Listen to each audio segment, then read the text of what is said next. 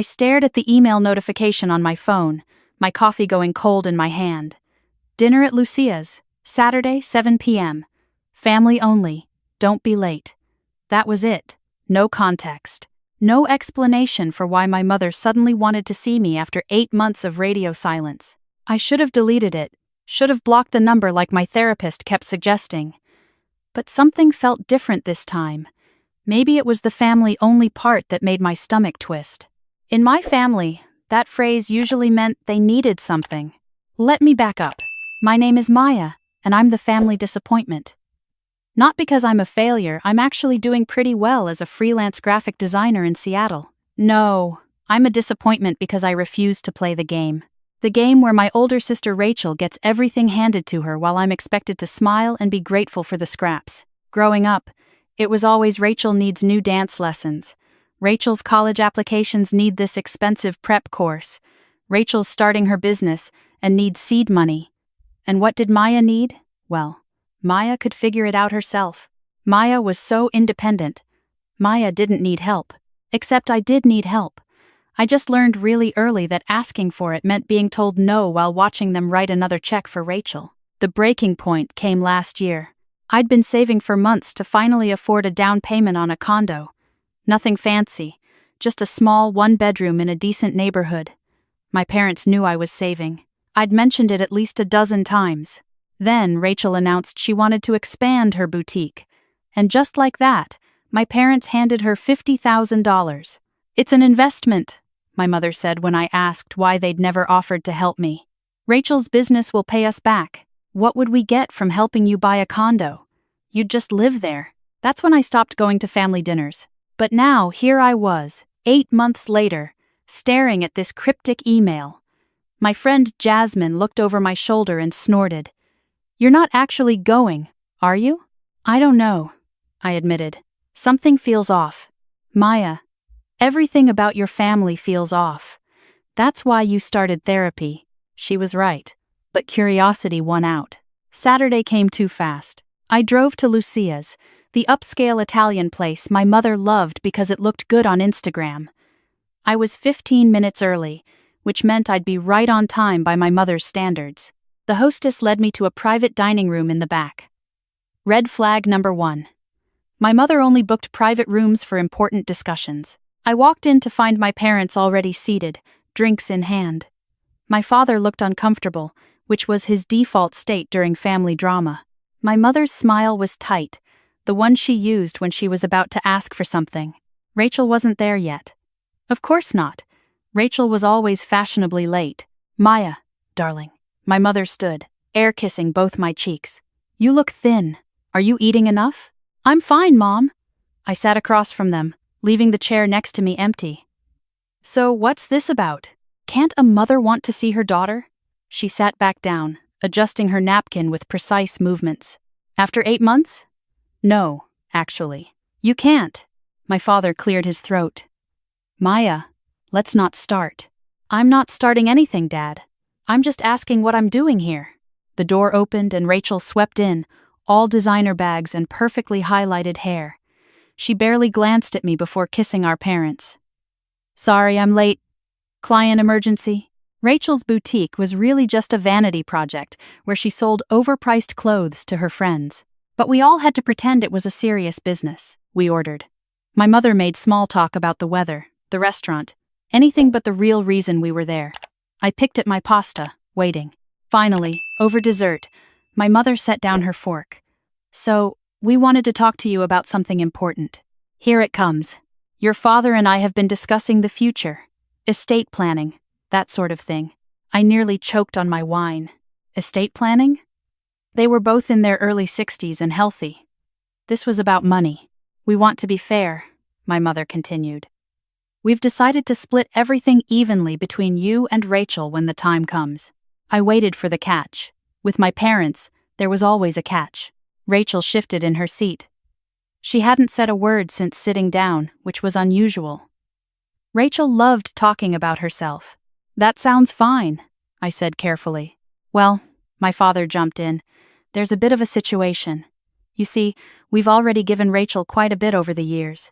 The business investment, the car, the down payment on her townhouse. Wait, I set down my glass. You gave her a down payment? When? 2 months ago, Rachel said quietly, not meeting my eyes. 2 months ago. While I was still sleeping on an air mattress in a studio apartment I could barely afford. My mother waved her hand dismissively. That's not the point. The point is, we want things to be fair. So we've calculated everything we've given Rachel over the years, and we're planning to leave you an equal amount in the will, when you die, I said flatly. Yes, well, obviously. I started laughing. I couldn't help it. The absurdity of it all, calling me here to tell me that someday, decades from now, I might get the same amount of help they'd been giving Rachel my entire life. Is something funny? My mother's voice went cold. Yeah, actually. You want me to thank you for planning to be fair after you're dead? After spending my whole life watching you hand Rachel everything while I struggled? That's not fair, Rachel finally spoke up. I worked hard for everything. With their money. I turned to her. Rachel, you've never had to worry about rent, or student loans, or whether you could afford groceries. Do you have any idea what that's like? Girls, please, my father tried. No, Dad. I'm done pretending this is okay. I pulled out my phone. You want to talk about fair? Let's talk about fair. 3 weeks earlier, something interesting had happened. I'd received a call from a woman named Patricia Chen. She worked for an estate planning firm, and there had been a mix-up with some paperwork. Did I know anything about a trust fund in my name? I didn't. But I asked her to send me the details. Turns out, my grandfather, my father's father, had set up trust funds for both Rachel and me before he died. Equal amounts. $50,000 each, to be released when we turned 25. I'd turned 25 3 years ago. Rachel had turned 25 5 years ago. Neither of us had ever received a penny. I showed my parents the email from Patricia Chen, watched the color drain from my father's face. Where's the money? I asked quietly. The silence stretched out. Rachel looked confused, glancing between our parents. Wait, she said. Grandpa left us money? It was needed elsewhere, my mother finally said, her voice clipped.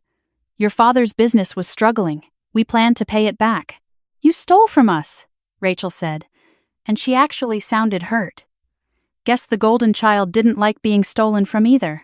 We borrowed, without asking, without telling us it existed. I leaned forward. For 8 years, you've had my money. That's $40,000 with the interest. Do you have any idea what I could have done with $40,000 when I was 25? We were going to tell you. When? When you're dead and it's in the will? I stood up. No, I want my money. Both of us do. I looked at Rachel. For once in our lives, we were on the same side. I've already contacted a lawyer, I continued. Patricia Chen sent me all the documentation. The trust was very specific. The money should have been released on our 25th birthdays. You stole from us. Legally stole. Maybe, since you're trustees, but still stole. My mother's face went red. How dare you accuse us? Of what? Stealing? That's literally what you did. I grabbed my purse. My lawyer will be in touch. Come on, Rachel. For a second, I didn't think she'd follow. But then she stood up, her hands shaking slightly as she grabbed her bag. We left our parents sitting there in that private dining room, desserts melting on the plates. Outside, Rachel stopped me on the sidewalk. Did Grandpa really leave us money? Yeah. $50,000 each. I showed her the email again. They took it, both of ours. She read it, her face going through several emotions. Then she looked up at me. I didn't know about any of it. I swear, I believe you. And weirdly, I did. Rachel might be spoiled and oblivious, but she wasn't actively malicious. She just never had to notice how different our experiences were. What happens now? Now we get a lawyer. A real one. And we get our money back. Rachel nodded slowly. I'm sorry. For everything. I didn't realize how different it was for you. Yeah, well, now you know. We stood there awkwardly for a moment. 28 years of being sisters, and we'd never actually been on the same team before. Do you want to grab coffee sometime? Rachel asked. Like, actually talk? Maybe, I said. Let's deal with this first. The next 2 months were a blur of legal paperwork and tense emails. My lawyer was a woman named Jennifer Park, recommended by Patricia Chen. She took one look at the trust documents and smiled like a shark. "This is pretty clear-cut," she said. "Your parents had a fiduciary duty. They breached it. We can get your money back, plus interest, plus potentially damages for the delay." My parents tried to negotiate, offered to pay us back over time, asked us to be reasonable and think of the family. Jennifer's response was simple. "Pay them what you owe them within 30 days, or we file suit. Your choice." They paid $42,000 to me, $47,000 to Rachel. The difference was the interest calculation. I stared at the bank notification on my phone. $42,000, deposited, real. I called Jasmine. I got it. "The money? The money." She screamed so loud I had to hold the phone away from my ear. That weekend, I went condo shopping. Found a perfect one-bedroom with a balcony overlooking Green Lake. Made an offer. Got accepted. When I posted the news on Instagram, my mother commented, "So glad we could help." I deleted her comment, blocked her account. Some bridges are better burned. Rachel and I did eventually get that coffee. She told me she'd had no idea about the trust fund, about how differently our parents had treated us. She'd just assumed everyone's parents were like that, generous, supportive, always ready to help. "I thought you just didn't like us," she admitted. "That you were being dramatic when you stopped coming around." "I wasn't being dramatic. I was protecting myself," she nodded. "I'm starting to understand that. We're not close, Rachel and I. Probably never will be. Too much history. Too many years of being pitted against each other. But we're not enemies anymore either. We text occasionally. Had lunch twice. She sent me a housewarming gift when I moved in, a nice set of wine glasses, not from her boutique. My parents sent nothing. I expected that. What I didn't expect was the email from my father 3 months later. Just him, not my mother. "I'm sorry," it said. "You were right. About all of it. I don't expect you to forgive me, but I needed you to know that I see it now. How we failed you. I'm sorry." I read it 5 times, showed it to my therapist. "What do you want to do?" she asked. "I don't know. I still don't know." The email sits in my inbox, unanswered. Maybe someday I'll respond. Maybe I won't. But here's what I do know. I wake up in my own condo now. The one I bought with my money, the money that was always mine. I have a balcony where I drink my coffee and watch the sunrise over the lake. I have a career I built myself, friends who actually show up for me, a therapist who helps me work through the damage. I built this life without them, and it's better than anything they could have given me. Sometimes being excluded is actually protection in disguise.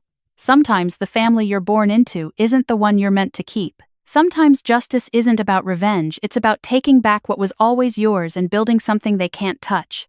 My mother tried to friend me on Facebook last week. I declined the request. I'm done playing their game.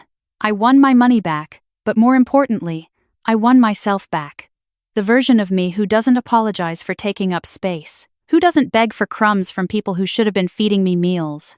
They wanted me at that dinner to make themselves feel better about their plans to be fair after death. Instead, they handed me the information I needed to demand fairness right now, while I'm alive to enjoy it. Jasmine asked me the other day if I regretted going to that dinner. "No," I said. "Best decision I ever made. Even after everything? Especially after everything. Because now I'm sitting on my balcony in my own home, mortgage in my name, life on my terms, and they can't take that away from me. That's not revenge. That's justice. And sometimes, justice is just taking back what was yours all along."